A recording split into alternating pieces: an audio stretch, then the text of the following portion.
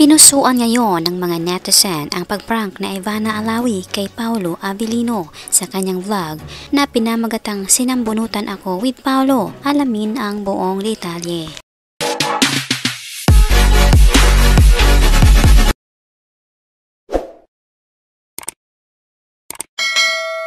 Magandang araw mga kaibigan, welcome back to our YouTube channel, Be Truth. Hinangaan ng mga netizen ang pag-guest ni Paolo Abilino sa vlog ni Ivana Alawi. Nangyari ito sa pagpaprank ni Ivana dito. Ilan sa content ni Ivana Alawi ang pagpaprank at dahil nga guest si Paolo Abilino, gusto niya rin itong ipaprank. Ayon kay Ivana, dapat di umanong galingan nila para hindi mahalata ni Paolo. Ang target ay sasabunutan dapat si Ivana ng isang tendera na kanyang kasabwat, kasama na rin di umano ang nagpapanggap ding apo. Maglola at apo, kunyari ang magpapanggap na tendera sa kanyang nirentahan na stall sa Changi Mall. Dahil nga sa galing umakting ni Paolo, kailangan di umano talagang gawin ni Ivana ng todo upang mapaniwala talaga si Paolo Abilino.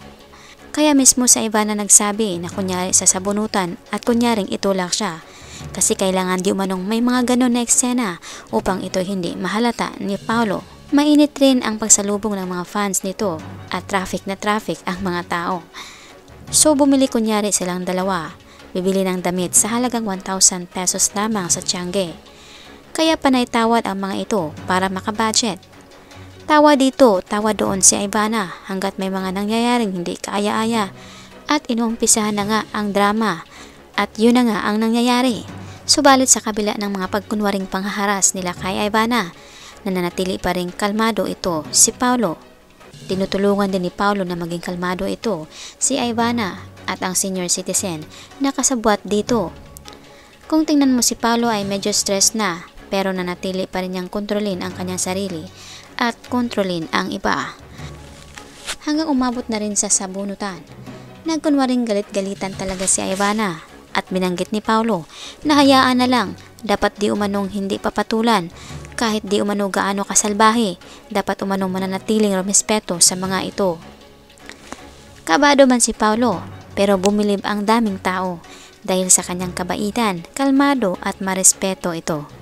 Kaya hinangaan siya ng karamihan dito. Narito ang ilan sa mga komento. Mabait talaga si Paolo, malaki ang respeto niya sa matatanda. As sa #KimPauFan, proud ako sa kanya.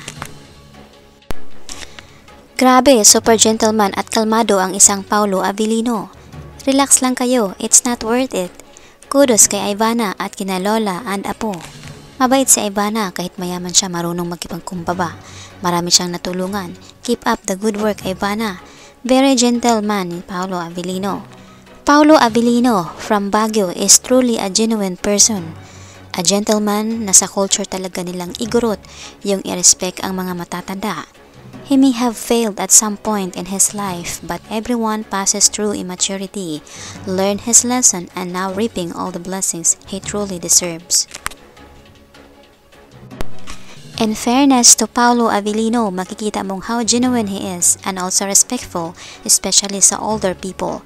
You deserve whatever blessings you have right now. #God bless. Grabe ang genuine Paolo at ang galing niya na mag-handle. Grabe ang genuine ni Paolo at ang galing niya na mag-handle yung situation at yung init ng ulo ni Ivana.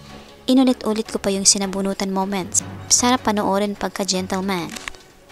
Grabe ang pasensya, kabaitan, pagalang at galing makisama ni Paolo Abilino.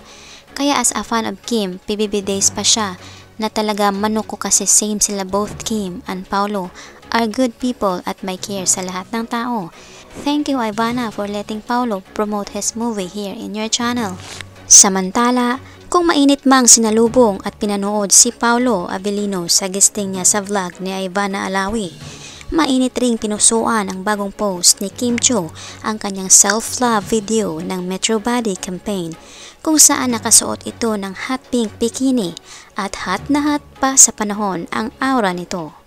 Ang title, #KimChiu's at Chinita Princess, Journey from Self-Doubt to Empowerment reflects personal growth amid societal beauty standards. Despite being a #inspiration to many, she opens up about past struggles with body image, from feeling inadequate in her learner years to embracing her strong physique today. Kim recognizes fitness as a transformative journey that happens well beyond the gym. She emphasizes a strong mindset, believing true strength comes from mental resilience. Mind over matter kasi when you talk about working out or doing something na you're not really used to. Parang dapat more than your body that is strong, it has to be your mind that is strong also, Kim shared.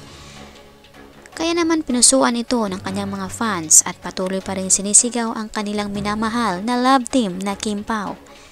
Narito ang ilan sa mga komento.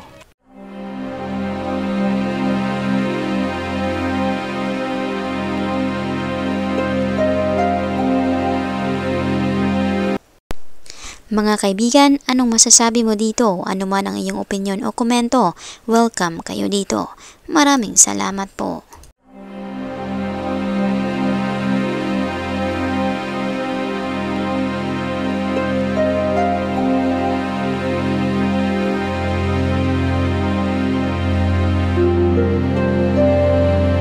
By the way mga kaibigan, mag-shoutout na naman po tayo sa mga latest or newest comment ng aming minamahal na viewers. Malakasang shoutout po kay Nida Gomez. Malakasang shoutout kay Gloria Catalasan. Malakasang shoutout kay Suzette Tupan. Malakasang shoutout kay Feli Rigondon. Malakasang shoutout kay Cynthia Baldo. Malakasang shoutout kay Dali Lopez. Malakasang shoutout kay Jackie Samson. Malakasang shoutout kay Rinaldo Carganilla. Malakasang shoutout kay Tita Cruz. Malakasang shoutout kay Felipa Borja. Malakasang shoutout kay Rosario Lim. Malakasang shoutout kay Catalina Malagueño. Malakasang shoutout kay Juna Varona. Malakasang shoutout kay Cecilia de la Rosa. Malakasang shoutout kay Melda Namanama. Malakasang shoutout kay Hum Melendres. At malakasang shoutout kay Edna Legion.